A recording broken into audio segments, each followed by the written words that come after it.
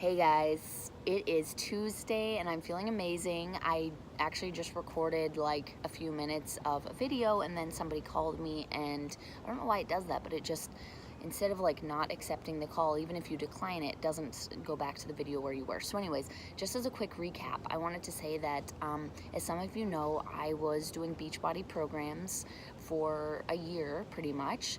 I did 21 Day Fix, 21 Day Fix Extreme, I did Shift Shop, dabbled in Pyo.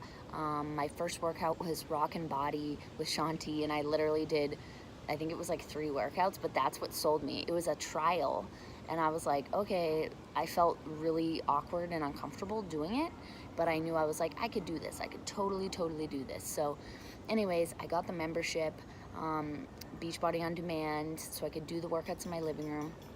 The last one I did was 80 Day Obsession, and I literally got to like day 70, like 7, and I just couldn't finish it.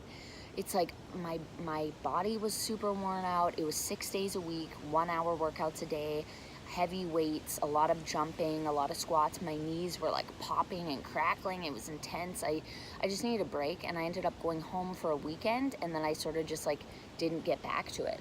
And I still will finish it. I'm definitely gonna finish it because it's just kind of eats at me. I'm like, dude, I like a couple workouts and I didn't finish. But in any event, I have reached a season in my journey, in my fitness journey, in my life, where I felt like I really wanted to go back to the gym. I really wanted to have that, the activity of leaving my house and going to the gym. And especially when you don't, party anymore, you don't drink, at least for me, a lot of my social life was removed because I just didn't want to go to the bar anymore if I wasn't drinking. I did at first, and I would just like have like a drink or 2 maybe. But right now I'm sober completely, so I have no interest in going to the bar and being around that. I just don't. So what I need is more activity out of the home. It's one thing if you're a stay-at-home mom and you have to be at home for your kids or something.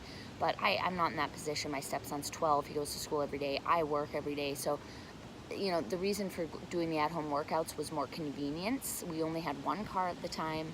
The only way for me to get to the gym is if I took 2 city transit buses there and back before going to work, and it just wasn't something that I felt that I could do consistently. So that's where the home workouts were super amazing, and I got a lot out of them.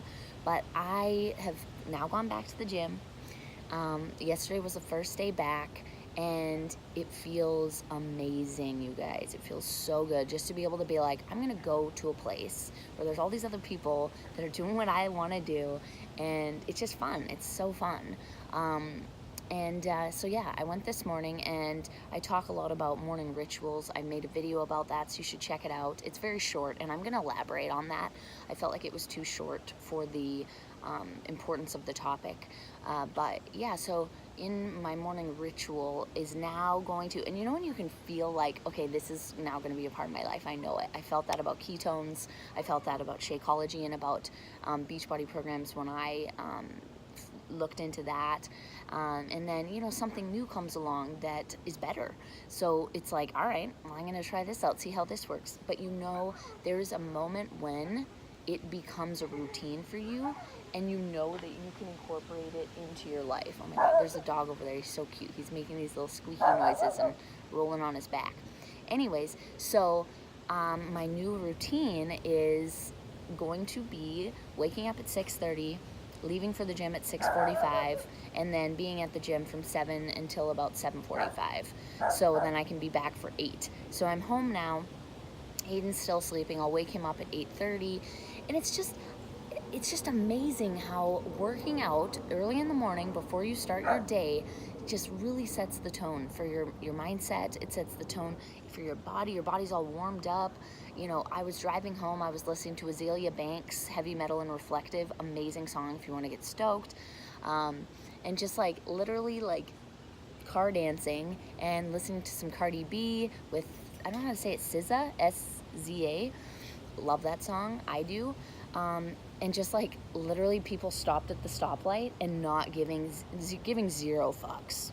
Well, sometimes you're feeling like you're in your car and you want to like rock out, but then you look over and you're like, I don't want to like be that guy that's like rocking out in my car alone. But it's like, I don't care. You feel so good that you're just like, it doesn't matter. And it made me think about drinking, and it made me think about doing drugs, and about being in social situations where I felt like once I have a couple drinks, I'll be good. You know, like before I sing karaoke, I had to be like pretty hammered.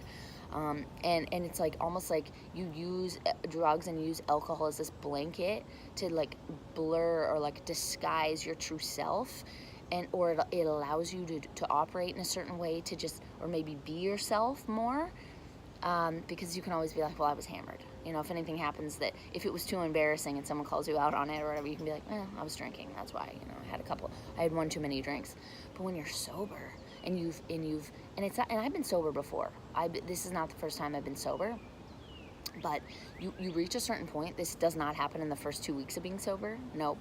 You have to reach a certain point. And the first time I did this, it didn't happen until like 3 or 4 months, because you have to go through all these other strange stages of getting to know yourself again on a very pure level. And but it literally feels like you're like a child again, because you just don't give a fuck. You're just like being yourself 100% of the time. No weird, you know, mask. There's no protective blanket to keep you hidden from your true self or to other people, or you don't need any of it. And it's liberating. It's so freeing. You're like, this is it. This is it. And I love it. So this video wasn't going to be about any of that. It was going to be about some quick tips on what to buy when you're starting your keto journey. But I feel like I had to just throw that out there and say, you know, it's really amazing how the morning workout can set the tone for the rest of the day. So now I'm gonna switch gears and move over to a very quick, because we're almost at 7 minutes, rundown of the essentials that I think that you should grab when you're starting on your new keto journey. Oh, and another thing to quickly mention. So I had my cup, and it says Keto Land, and this is my company that I started as an independent promoter with Prove It, which is the ketone company, and I created my own name, so Keto Land, fat for fuel, and I got some stickers made. So I have this on my water bottle, and when we got our membership, we were, you know, I had this on the counter, and the girl at the counter, she was like, oh, you do keto? And I was like, yeah, I do. And she's like, awesome. She's like, I was doing keto too, but then, you know, I went to a Twins game and I had a hot dog with a bun and fell off. And she's like, I was doing it for like, I think she said like 40 days or something. So she was in it, like she was doing keto. And she fell off, and she was like, I can't wait to get back to it because I felt incredible. So we had this dialogue about keto, and it was awesome. And I was like, see, this is why going to the gym, and you know, it's more than just like, oh, like going to the gym to work out. It's like that social aspect, and like because of that sticker, now we have a commonality. We have something we can bond over. We can talk about recipes when I come into the gym. You know, and it's just awesome. It's super cool. So anyways, so essentials that you need to start your keto journey. It's just in a nutshell. Kerrygold butter. I like the salted because salt is awesome. Celtic sea salt or pink Himalayan sea salt. You need those things. Throw out your iodized salt completely. Spices, herbs and spices. I like lemon pepper, jerk seasoning. I like cumin. I like dill weed for tuna is super good and essential for me. Garlic powder, onion powder, salt and pepper. What else do I like? Ginger is excellent for stir fries. And then, so Kerrygold butter, coconut oil, virgin, olive oil, extra virgin.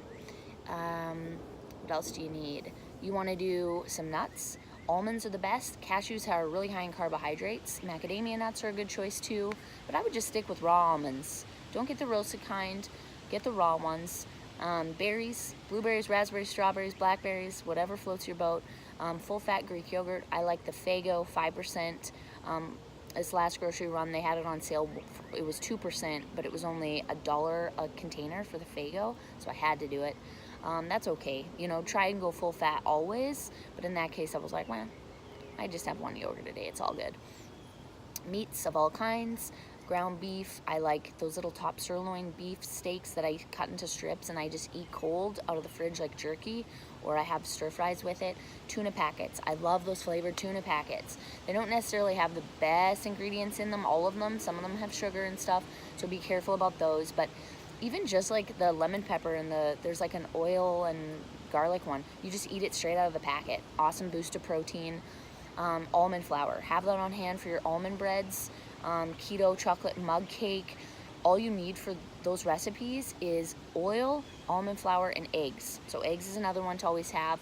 Cream cheese, awesome to add to desserts, add to breakfast stuff like keto pancakes. Oh, there was something else. Baking powder, that's something you're gonna need for your baked goods for sure. Hard cheeses, all hard cheeses are awesome. Full fat cheese, string cheese, beef jerky, like I said. Just make sure it doesn't have dextrose or anything like that in it, but if it does and you're drinking ketones, you're all good. If you're not drinking ketones, you can't have any of that. You gotta be super strict with your macros. All of the vegetables, green leafy are the best. Spinach, kale, arugula, mixed greens, romaine. Try to stay away from iceberg. It has like no nutritional value. It's good if you're eating it like your burger in like a lettuce bun. That's why I like iceberg. Pickles are super awesome to get that salty craving. Even just like banana peppers. What else do I like? Shirataki noodles, so good. You guys should Google that. Miracle Noodle is the name of the brand. And I was doing Simple Mills almond crackers. If I really wanted that crunch, I was missing that, you know, like with crackers and cheese. Make your own almond crackers. Check out my Instagram.